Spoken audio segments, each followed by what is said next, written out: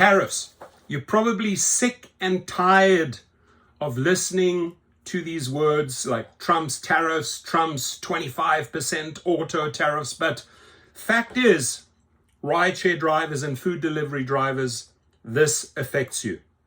Now, the Ford F-150, already $10,000 more expensive if you want to go to a dealership and buy that vehicle. Not the ideal car for delivery or for rideshare, but I'm giving you an example.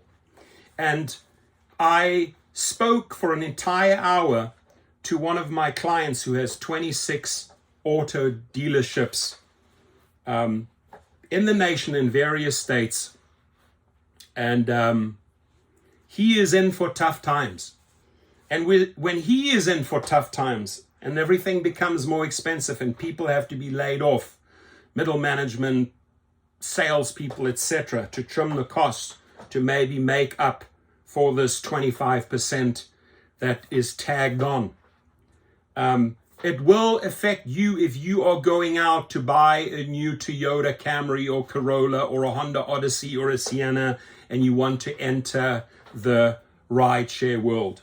It'll get very, very expensive. I advise against it right now. Maybe in a few months, 3 to 6 months time, hopefully there will be negotiations. Hopefully this comes down, but now is not the time to buy a vehicle.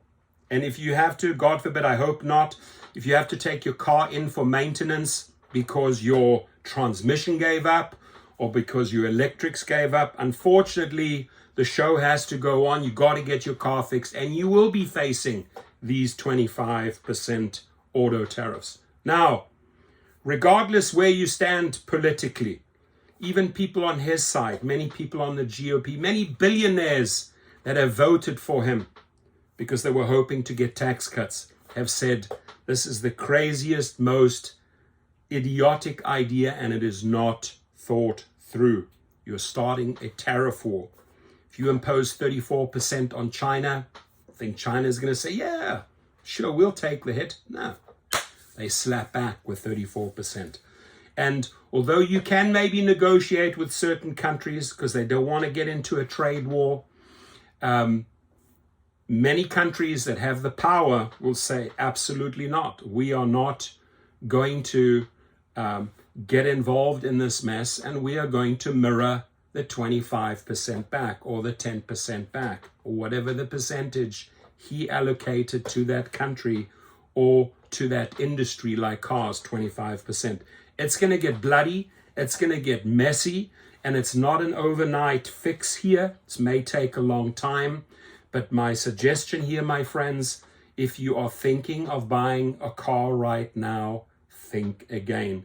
If you are shopping around, have you seen the prices increase? Can you still snag a car at the right price? Is maybe the way to go, hey, a used car at an auction or a used car on Craigslist or Facebook Marketplace is probably the way to go.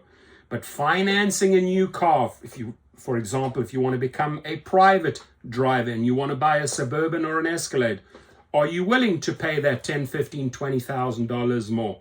It's a lot of money to digest. It's a lot of money to make up.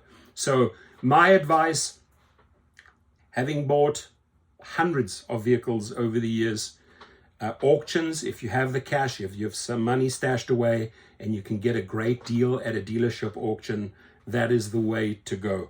But to engage with a dealership right now, whether you're just buying a car for your personal use and rideshare, or if you are going into a dealership and dealing with their commercial department because you want to start your own limo company, shop around, look around at the prices, and be very, very careful to get sucked into this, because to get out of that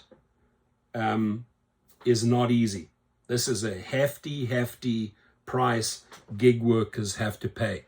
Your comments, please.